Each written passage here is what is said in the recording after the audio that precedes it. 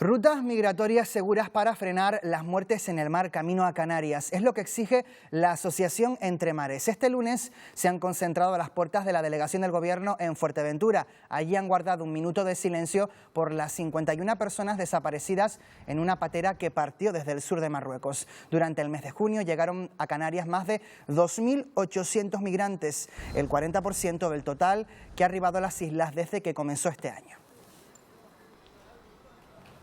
Pues vamos a saludar ya a Marcos Rodríguez, que es presidente de la Asociación Entre Mares. ¿Qué tal? Muy buenos días. Hola, muy buenos días. Bueno, señor Rodríguez, ¿por qué se está produciendo este repunte migratorio que hemos visto en las últimas semanas? Bueno, yo creo que las condiciones son múltiples, ¿no? Desde la luna, el buen tiempo, pero no hay que perder de vista que el continente africano está en una situación límite. Se agrava cada día que pasa, no solo el Sahel, también países de la África Negra, sumidos en múltiples conflictos, en situaciones ambientales de cambio climático, sequía, escasez de alimentos, en fin, nada nuevo, pero tampoco nada a lo que la Unión Europea sea ajeno, puesto que buena parte de esas situaciones se deben a las políticas de los países y de las empresas de la Unión Europea. Dicen ustedes que todas estas muertes en la ruta canaria son consecuencia, han sido víctimas de la crueldad de las políticas de blindaje de la Unión Europea. ¿Cuál es el peor error, a su juicio, que está cometiendo Bruselas?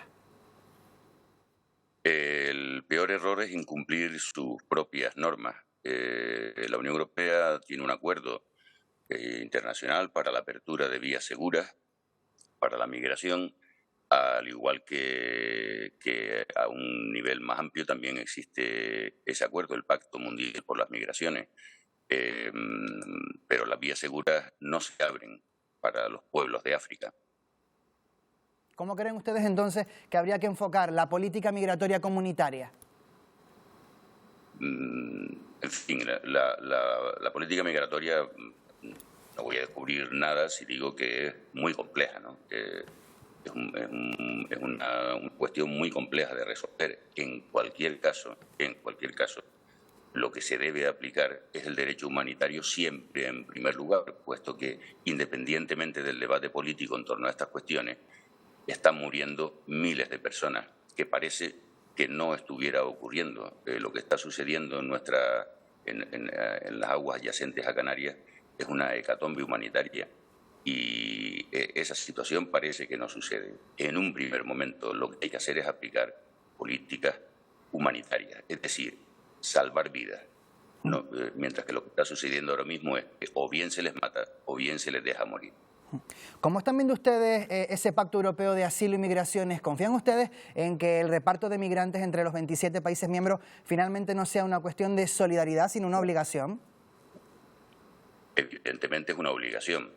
Y además, tiempo a tiempo vamos a ver cómo funciona, fundamentalmente porque el discurso que se impone en Europa es un discurso de rechazo al diferente, de rechazo fundamentalmente a las personas que vienen de África, y ese rechazo no va a hacer sino agravar el problema. Yo dudo mucho que haya cambios en la política migratoria europea para bien. Aún así, instamos a las autoridades y deseamos profundamente que esos cambios se produzcan. Decía usted, alertaba sobre esa retórica xenófoba. ¿Por qué estos discursos de odio no paran de crecer? Pues porque convienen. Convienen para el cambio político que se está imponiendo. Es el discurso de la ignorancia, además, ¿no? Absolutamente falso casi todo lo que se dice. Desde el discurso de que nos quitan los puestos de trabajo o que aumenta la delincuencia, en fin, todos esos datos son falsos y se comprueban con los datos reales, ¿no? Cualquiera que los tenga a su alcance los puede comprobar, pero es un discurso que conviene para el cambio político que se avecina. Y Y es muy triste porque Europa, todos los datos lo dicen, necesita a esas personas, necesita a esos cotizantes, necesita a los hijos que van a tener, porque Europa envejece y no tiene forma de sostener el estado del bienestar sin esas personas. Le pregunto, ¿los migrantes que están llegando a las costas canarias están recibiendo una atención, un trato digno?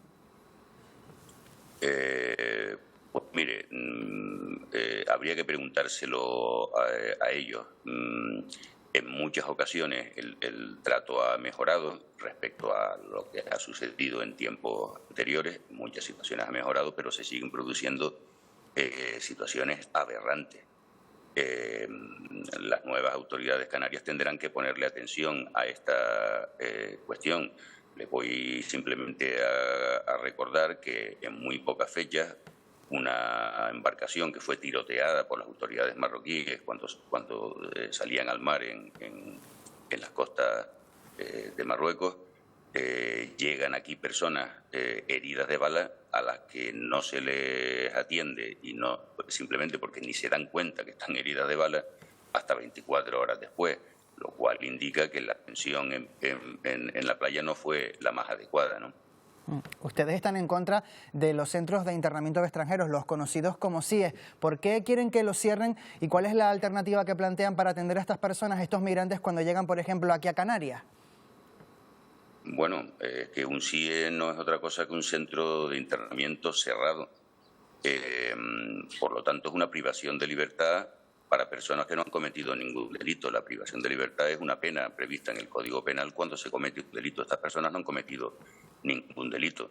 Una cosa es entrar de forma irregular y otra cosa es cometer delitos. En el derecho penal español no está recogida la entrada irregular en el territorio como un delito. Por lo tanto, es totalmente contrario al más elemental sentido común que alguien pueda estar preso sin haber cometido ningún delito. La forma adecuada, pues la forma adecuada es tratárseles de forma que tengan sus derechos humanos fundamentales a salvo, ¿no? Pues Marco Rodríguez, presidente de la Asociación Entre Mares, muchísimas gracias por habernos acompañado esta mañana. Muy buenos días. Buenos días, gracias a ustedes.